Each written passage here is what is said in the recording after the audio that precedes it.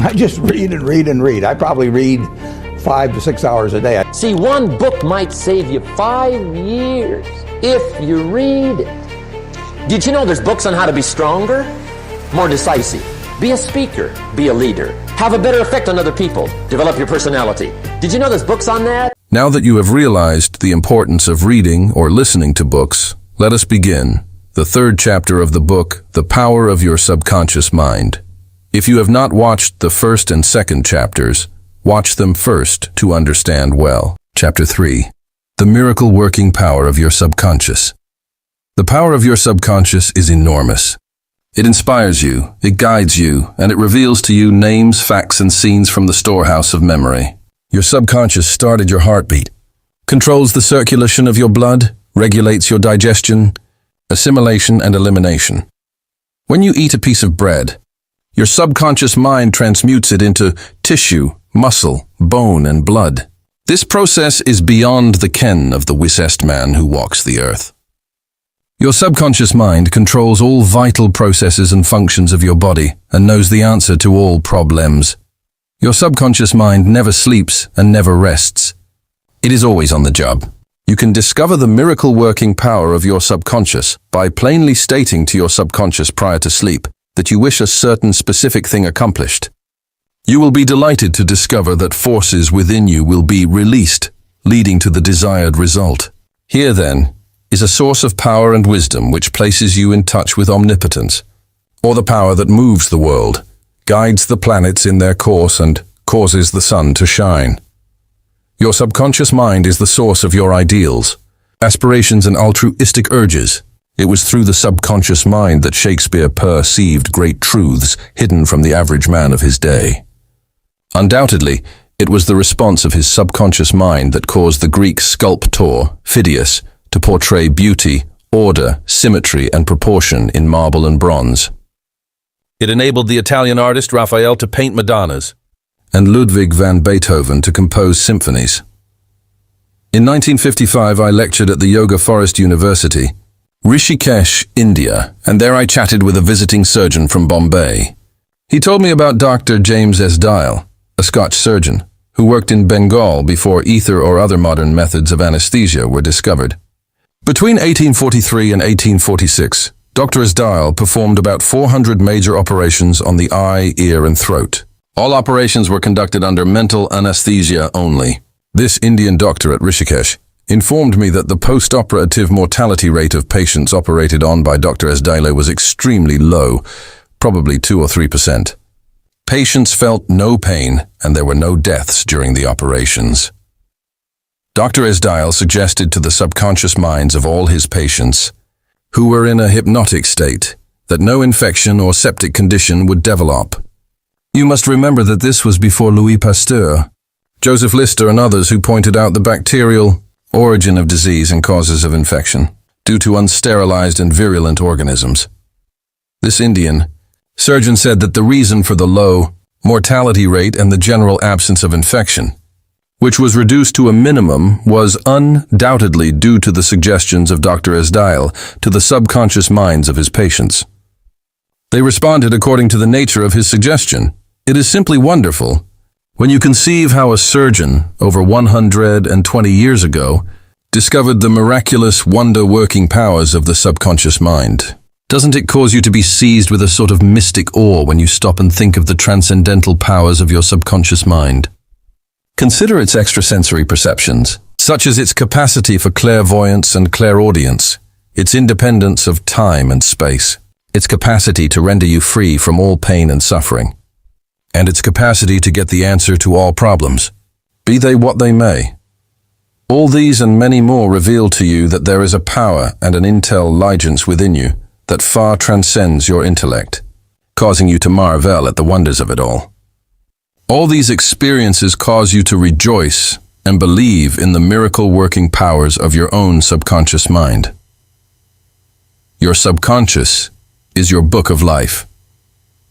Whatever thoughts, beliefs, opinions, theories, or dogmas you write, engrave, or impress on your subconscious mind, you shall experience them as the objective manifestation of circumstances, conditions, and events.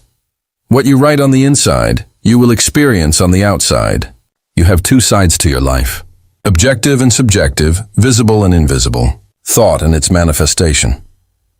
Your thought is received by your brain, which is the organ of your conscious reasoning mind. When your conscious or objective mind accepts the thought completely, it is sent to the solar plexus, called the brain of your mind, where it becomes flesh and is made manifest in your experience. As previously outlined, your subconscious cannot argue. It acts only from what you write on it. It accepts your verdict of the conclusions of your conscious mind as final. This is why you are always writing on the book of life, because your thoughts become your experiences. The American essayist Ralph Waldo Emerson said, "Man is what he thinks all day long. What is impressed in the subconscious is expressed." William James, the father of American psychology, said that the power to move the world is in your subconscious mind. Your subconscious mind is one with infinite intelligence and boundless wisdom. It is fed by hidden springs and is called the law of life. Whatever you impress upon your subconscious mind, the latter will move heaven and earth to bring it to pass. You must therefore impress it with right ideas and constructive thoughts. The reason there is so much chaos and misery in the world is because people do not understand the interaction of their conscious and subconscious minds. When these two principles work in accord, in concord, in peace, and synchronously together, you will have health, happiness, peace, and joy.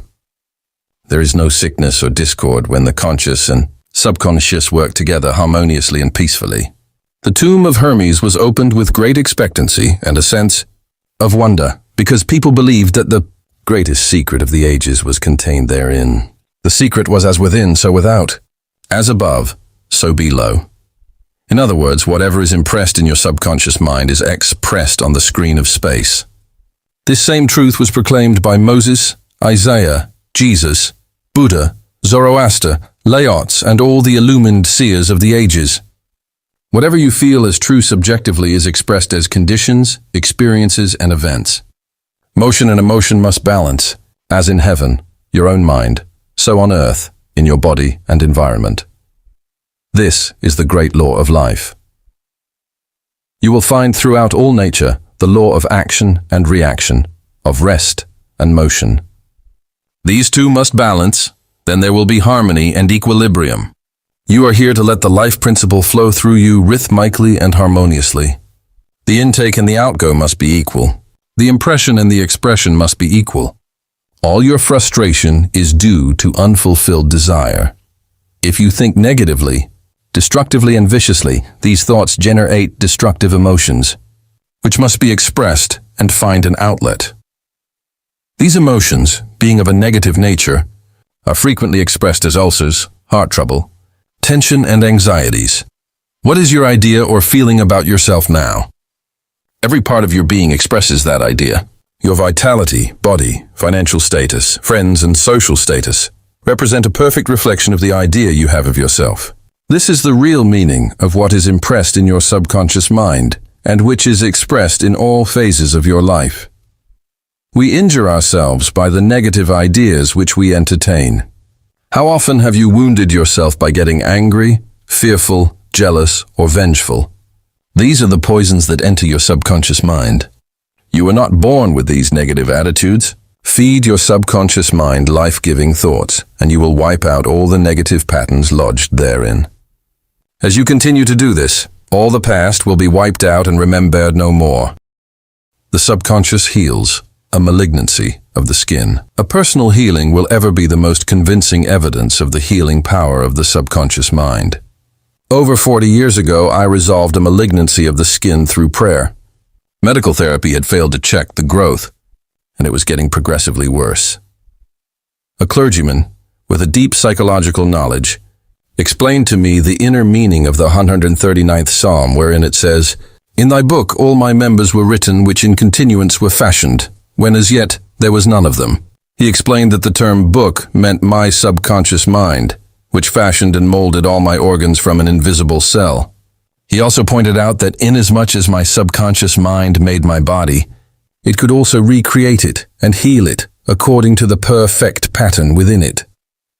This clergyman showed me his watch and said, "This had a maker, and the watchmaker had to have the idea first in mind before the watch became an objective reality, and if the watch was out of order, the watchmaker could fix it. My friend reminded me that the subconscious intelligence, which created my body, was like a watchmaker, and it also knew exactly how to heal, restore, and direct all the vital functions and processes of my body, but that I had to give it the perfect idea of health. This would act as cause, and the effect would be a healing. I prayed in a very simple was as follows.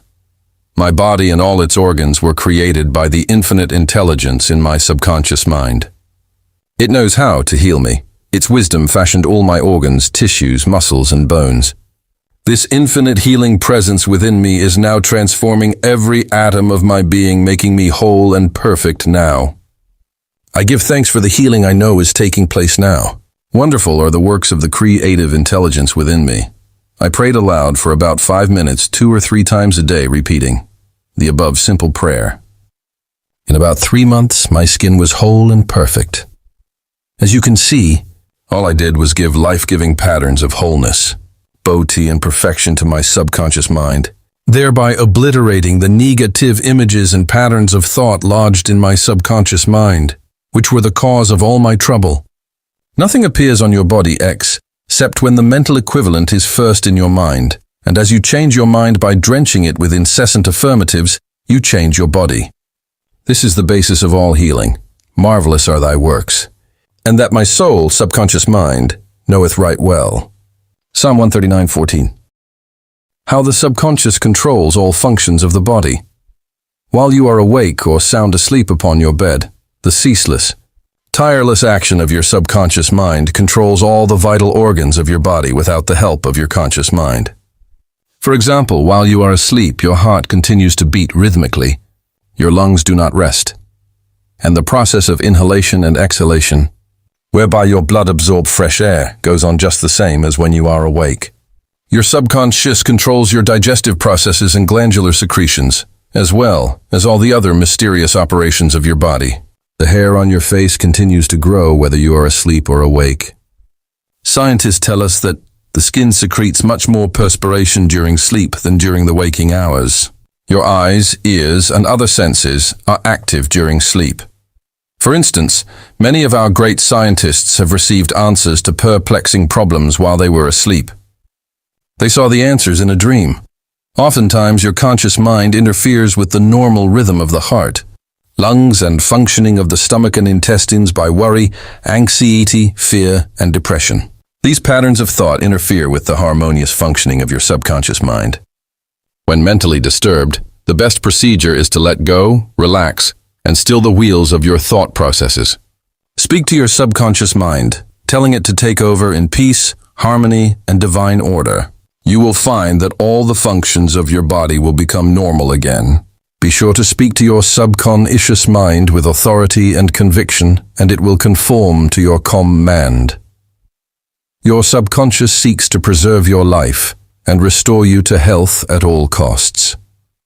It causes you to love your children, which also illustrates an instinctive desire to preserve all life. Let us suppose you accidentally ate some bad food. Your subconscious mind would cause you to regurgitate it. If you inadvertently took some poison, your subconscious powers would proceed to neutralize it.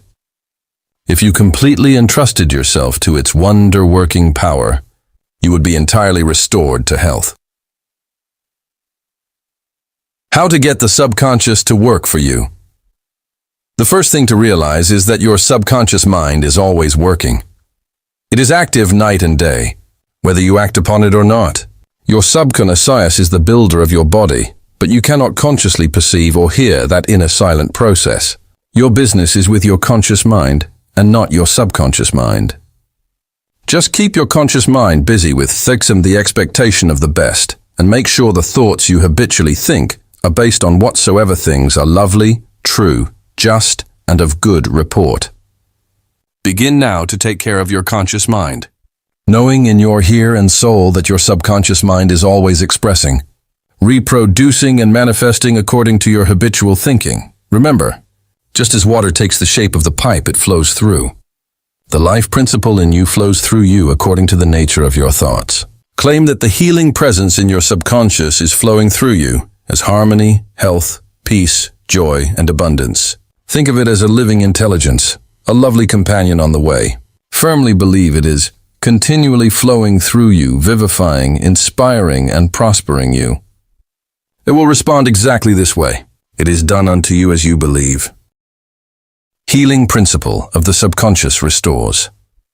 Atrophied optic nerves. There is the well-known, duly authenticated case of Madame Beer of France, recorded in the archives of the medical department of Lourdes, France. She was blind. The optic nerves were atrophied and useless. She visited Lourdes and had what she termed a miraculous healing. Ruth Cranston, a Protestant young lady who investigated and wrote about healings at Lourdes in McCall's magazine, November 1955, writes about Madame Beer as follows. At Lourdes, she regained her sight incredibly, with the optic nerves still lifeless and useless, as several doctors could testify after repeated examinations. A month later, upon re-examination, it was found that the seeing mechanism had been restored to normal, but at first, so far as medical examination could tell, she was seeing with dead eyes. I have visited Lourdes several times where I, too, witnessed some healings, and of course, as we shall explain in the next chapter, there is no doubt that healings take place at many shrines throughout the world, Christian and non-Christian. Madame Beer, to whom we just referred, was not healed by the waters of the shrine, but by her own subconscious mind, which responded to her belief. The healing principle within her subconscious mind responded to the nature of her thought. Belief is a thought in the subconscious mind. It means to accept something as true. The thought accepted executes itself automatically. Undoubtedly, Madame Beer went to the shrine with expectancy and great faith, knowing in her heart she would receive a healing. Her subconscious mind, which created the eye, can certainly bring a dead nerve back to life. What the creative principle created, it can recreate. According to your belief, is it done unto you? How to convey the idea of perfect health to your subconscious mind.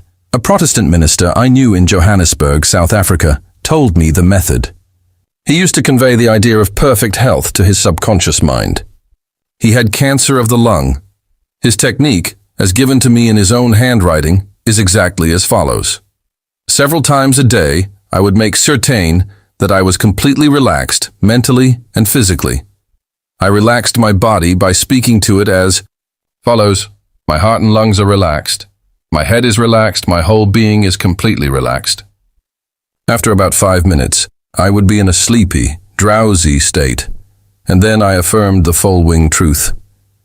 The perfection of God is now being expressed through me.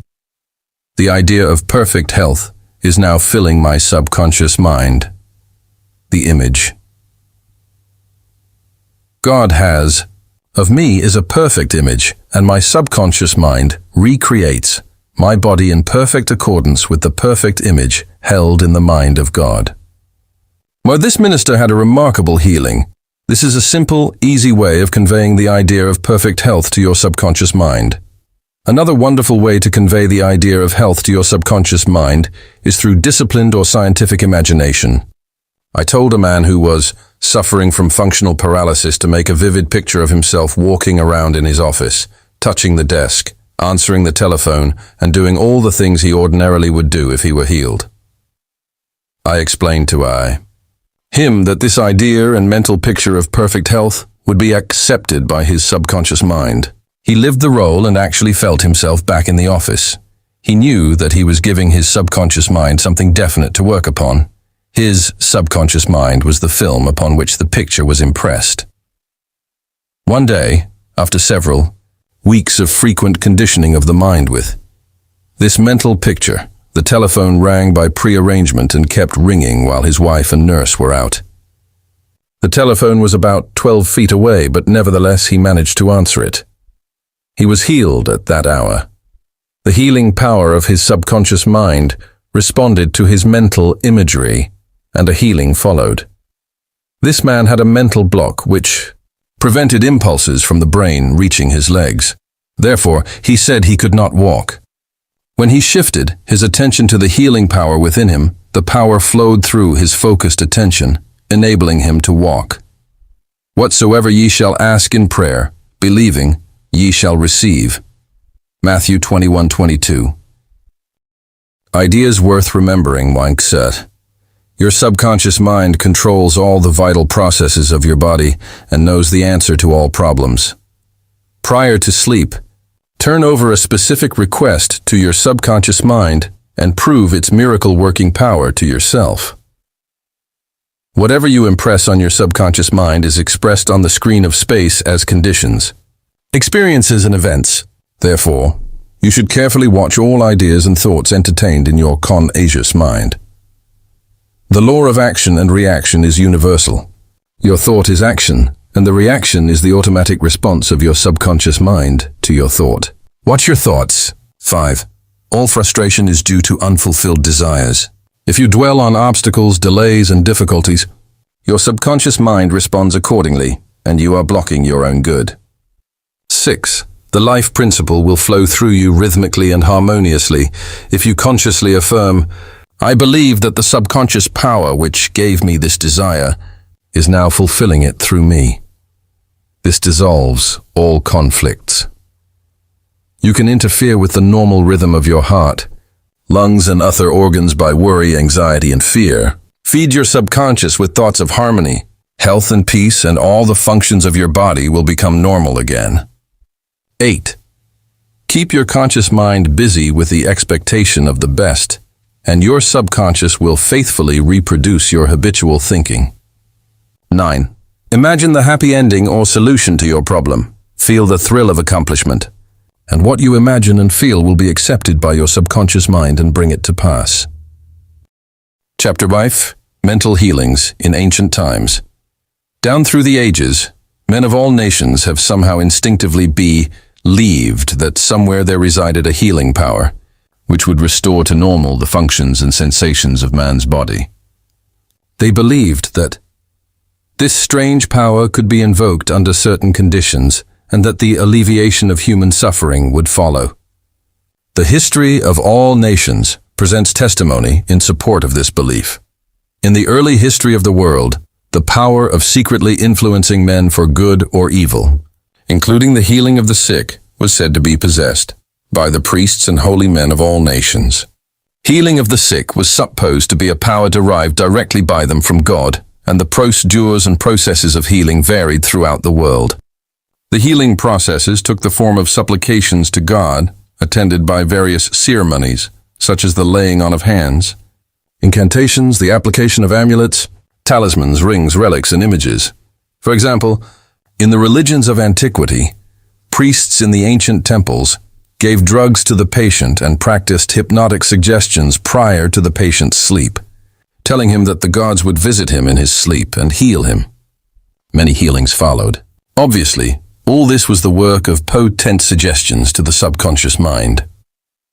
After the performance of certain mysterious rites, the devotees of Hecate would see the goddess during sleep, provided that before going to sleep, they had prayed to her according to weird and fantastic instructions. They were told to mix lizards with resin, frankincense, and myrrh, and pound all this together in the open air under the crescent moon. Healings were reported in many cases following this grotesque procedure. It is obvious that these strange procedures, as mentioned in the illustrations given, favored suggestion and acceptance by the subconscious mind of these people by making a powerful appeal to their imagination. Actually, in all these healings, the subconscious mind of the subject was the healer. In all ages, unofficial healers have obtained remarkable results in cases where authorized medical skill has failed. This gives cause for thought. How do these healers in all parts of the world effect their cures? The answer to all these healings is due to the blind belief of the sick person, which released the healing power resident in his subconscious mind. Many of the remedies and methods employed were rather strange and fantastic, which fared the imagination of the patients, causing an aroused emotional state. This state of mind facilitated the suggestion of health, and was accepted both by the conscious and subconscious mind of the sick. This will be elaborated on further in the next chapter. Biblical accounts of the use of the subconscious powers. What things soever ye desire, when ye pray, believe that ye receive them, and ye shall have them. Mark 11:24. Note the difference in tenses. The inspired writers tells us to believe and accept as true the fact that our desire has already been accomplished and fulfilled, that it is already completed, and that is realization will follow as a thing in the future. The success of this technique depends on the confident conviction that the thought, the idea, the picture is already a fact in mind. In order for anything to have substance in the realm of mind, it must be thought of as actually existing there, here. In a few cryptic words is a concise and specific direction for making use of the creative power of thought by impressing upon the subconscious the particular thing which you desire. Your thought, idea, plan, or purpose is as real on its own plane as your hand or your heart. In following the biblical technique, you completely eliminate from your mind all consideration of conditions, circumstances, or anything which might imply adverse contingencies. You are planting a seed concept in the mind which, if you leave it undisturbed, will infallibly germinate into external fruition. The prime condition, which Jesus insisted upon, was faith. Over and over again you read in the Bible, according to your faith is it done unto you. If you plant certain types of seeds in the ground, you have faith they will grow after their kind. This is the way of seeds, and trusting the laws of growth and agriculture, you know that the seeds will come forth after their kind. Faith, as mentioned in the Bible, is a way of thinking, an attitude of mind, an inner certitude, knowing that the idea you fully accept in your conscious mind will be embodied in your subconscious mind and made manifest. Faith is, in a sense, accepting as true what your reason and senses deny, i.e. a shutting out of the little, rational, analytical, conscious mind and embracing an attitude of complete reliance on the inner power of your subconscious mind. A classical instance of Bible technique is recorded in Matthew 9:28-30, and when he was come into the house, the blind man came to him. And Jesus saith unto them, Believe ye that I am able to do this? They said unto him, Yea, Lord. Then touched he their eyes, saying, According to your faith be it unto you. And their eyes opened. And Jesus straitly charged them, saying, See that no man know it. In the words, according to your faith be it unto you, you can see that Jesus was actually appealing to the cooperation of the subconscious mind of the blind men. Their faith was their great expectancy, their inner feeling, their inner conviction that something miraculous would happen, and that their prayer would be answered. And it was. This is the time-honored technique of healing, utilized alike by all healing groups throughout the world regardless of religious affiliation. In the words, see that no man know it, Jesus enjoins the newly healed patients not to discuss their healing because they might be subjected to the skeptical and derogatory criticisms of the unbelieving. This might tend to undo the benefits they had received at the hand of Jesus by depositing thoughts of fear, doubt and anxiety in the subconscious mind. For with authority and power he commandeth the unclean spirits, and they came out. Luke 4:36. When the sick came to Jesus to be healed, they were healed by their faith, together with his faith and understanding of the healing power of the subconscious mind. Whatever he decreed, he felt inwardly to be true. He and the people needing help were in the one universal, subjective mind.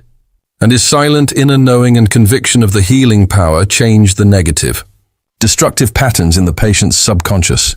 The resultant healings were the automatic response to the internal mental change. His command was his appeal to the subconscious mind of the patients plus his awareness, feeling an absolute trust in the response of the subconscious mind to the words, which he spoke with authority. Miracles at various shrines. Throughout the world, it is an established fact that cures have taken place at various shrines throughout the world, such as in Japan, India, Europe, and America. I have visited several of the famous shrines in Japan. At the world-famous shrine called Diabutsu is a gigantic divinity of bronze where Buddha is seated with folded hands, and the head is inclined in an attitude of profound contemplative ecstasy. It is 42 feet in height and is called the Great Buddha. Here I saw young and old making offerings at its feet. Money, fruit, rice, and oranges were offered. Candles were lit, incense was burned, and prayers of petition recited. The guide explained the chant of a young girl as she murmured a prayer, bowed low, and placed 2 oranges as an offering. She also lit a candle. He said she had lost her voice, and it was restored at the shrine. She was thanking Buddha for restoring her voice. She had the simple faith that Buddha would give her back her singing voice if she followed a certain ritual, fasted, and made certain offerings. All this helped to kindle faith and expectancy, resulting in a conditioning of her mind to the point of belief. Her subconscious mind responded to her belief. To illustrate further the power of imagination and blind belief, I will relate the case of a relative of mine who had tuberculosis. His lungs were badly diseased. His son decided to heal his father. He came home to Perth, Western Australia, where his father lived, and said to him that he had met a monk who had returned from one of the healing shrines in Europe. This monk sold him a piece of the true cross. He said he gave the monk the equivalent of $500 for it. This young man had actually picked up a splinter of wood from the sidewalk, went to the jeweler's, and had it set in a ring so that it looked real. He told his father that many were healed just by touching the ring or the cross. He inflamed and fired his father's imagination to the point that the old gentleman snatched the ring from him, placed it over his chest, prayed silently, and went to sleep. In the morning, he was healed. All the clinic's tests proved negative. You know, of course, it was not the splinter of wood from the sidewalk that healed him. It was his imagination aroused to an intense degree, plus the confident expectancy of a perfect healing. Imagination was joined to faith or subjective feeling, and the union of the two brought about a healing. The father never learned of the trick that had been played upon him. If he had, he probably would have had a relapse. He remained completely cured and passed away 15 years later at the age of 89. One universal healing principle, it is a well-known fact that all of the various schools of healing effect cures of the most wonderful character. The most obvious conclusion which strikes your mind is that there must be some underlying principle which is common to them all, namely the subconscious mind, and the one process of healing is faith. It will now be in order to recall to your mind once more the following fundamental truths. First, that you possess mental functions which have been distinguished by designating one, the conscious mind, and the other, the subconscious mind. Second, your subconscious mind is constantly amenable to the power of suggestion. Furthermore, your subconscious mind has complete control of the functions, conditions, and sensations of your body. I venture to believe that all the readers of this book are familiar with the fact that symptoms of almost any disease can be induced in hypnotic subjects by suggestion. For example, a subject in the hypnotic state can develop a high temperature, flushed face, or chills according to the nature of the suggestion given. By experiment, you can also suggest to the person that he is paralyzed and cannot walk. It will be so. By illustration, you can hold a cup of cold water under the nose of the hypnotic subject and tell him, "This is full of pepper, smell it." He will proceed to sneeze. What do you think caused him to sneeze? The water or the suggestion? If a man says he is allergic to Timothy grass, you can place a synthetic flower or an empty glass in front of nose when he is in a hypnotic state and tell him it is Timothy grass. He will portray the usual allergic symptoms. This indicates that the cause of the disease is in the mind. The healing of the disease can also take place mentally. You realize that remarkable healings take place through osteopathy, chiropractic medicine, and naturopathy, as well as through all the various religious bodies throughout the world. But it is obvious that all of these healings are brought about through the subconscious mind, the only healer there is. Notice how it heals a cut on your face caused by shaving. It knows exactly how to do it. The doctor dresses the wood and says, "Nature heals it." Nature refers to natural law, the law of the subconscious mind, or self-preservation, which is the function of the subconscious mind. The instinct of self-preservation is the first law of nature. Your strongest instinct is the most potent of all autosuggestions. Widely different theories. It would be tedious and unprofitable to discuss to any great extent the numerous theories advanced by different religious sects and prayer therapy groups. There are a great number who claim that because their theory produces results, it is therefore the correct one. This, as explained in this chapter, cannot be true. You are aware that there are all types of healing. Franz Anton Mesmer, an Austrian physician, 1734-1815, who practiced in Paris, discovered that by applying magnets to the diseased body, he could cure that disease miraculously. He also performed cures with various other pieces of glass and metals. He discontinued this form of healing and claimed that his cures were due to animal magnetism, theorizing that this substance was projected from the healer to the patient. His method of healing disease from then on was by hypnotism, which was called mesmerism in his day.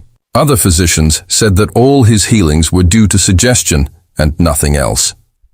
All of these groups, such as psychiatrists, psychologists, osteopaths, chiropractors, physicians, and all the churches are using the one universal power resident in the subconscious mind. Each may proclaim the healings are due to their theory. The process of all healing is a definite, positive, mental attitude, an inner attitude, or a way of thinking, called faith. Healing is due to a confident expectancy, which acts as a powerful suggestion to the subconscious mind, releasing its healing potency. One man does not heal by a different power than another. It is true that he may have his own theory or method. There is only one process of healing, and that is faith. There is only one healing power, namely your subconscious mind. Select the theory and method you prefer. You can rest assured, if you have faith, you shall get results. Views of Paracelsus. Philippus Paracelsus, a famous Swiss alchemist and physician, who lived from 1493 to 1541, was a great healer in his day. He stated what is now an obvious scientific fact when he uttered these words: "Whether the object of your faith be real or false, you will nevertheless obtain the same effects." Thus, if I believed in St. Peter's statue as I should have believed in St. Peter himself, I shall obtain the same effects that I should have obtained from St. Peter. But that is superstition. Faith, however, produces miracles. And whether it is true or false faith, it will always produce the same wonders.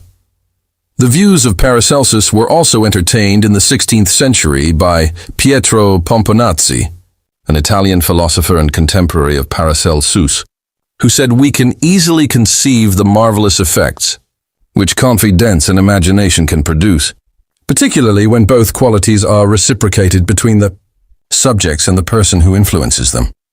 The cures attributed to the influence of certain relics are the effect of their imagination and confidence. Quacks and philosophers know that if the bones of any skeleton were put in place of the saint's bones, the sick would nonetheless experience beneficial effects if they believed that they were veritable relics. Then, if you believe in the bones of saints to heal, or if you believe in the healing power of certain waters, you will get results because of the P.W. Urfel suggestion given to your subconscious mind. It is the latter that does the healing. Bernheim's experiments. Hippolyte Bernheim, professor of medicine at Nancy, France, 1910-1919, was the expounder of the fact that the suggestion of the physician to the patient was exerted through the subconscious mind. Bernheim, in his Suggestive Therapeutics, page 197, tells a story of a man with paralysis of the tongue, which had yielded to no form of treatment. His doctor told the patient that he had a new instrument with which he promised to heal him. He introduced a pocket thermometer into the patient's mouth. The patient imagined it to be the instrument which was to save him. In a few moments he cried out joyfully that he could once more move his tongue freely. Among our cases, continues Bernheim, facts of the same sort will be found. A young girl came into my office, having suffered from complete loss of speech for nearly 4 weeks. After making sure of the diagnosis, I told my students that loss of speech sometimes yielded instantly to electricity, which might act simply by its suggestive influence. I sent for the induction apparatus. I applied my hand over the larynx and moved a little and said, "Now you can speak aloud." In an instant, I made her say A, then B, then Maria. She continued to speak distinctly. The loss of voice had disappeared. Here Bernheim is showing the power of faith and expectancy on the part of the patient, which acts as a powerful suggestion to the subconscious mind. Producing a blister. By suggestion. Bernheim states that he produced a blister on the back of a patient's neck by applying a postage stamp and suggesting to the patient that it was a fly plaster. This had been confirmed by the experiments and experiences of many doctors in many parts of the world, which leave no doubt that structural changes are a possible result of oral suggestion to patients. The cause of bloody stigmata. In Hudson's Law of Psychic Phenomena, page 153, he states, hemorrhages and bloody stigmata may be induced in certain subjects by means of suggestion. Dr. M. Buru put a subject into the somnambulistic condition And gave him the following suggestion. At 4 o'clock this afternoon, After the hypnosis, you will come into my office, sit down in the armchair, cross your arms upon your breast, and your nose will begin to bleed. At the hour appointed, the young man did as directed. Several drops of blood came from the left nostril. On another occasion, the same investigator traced the patient's name on both his forearms with the dull point of an instrument.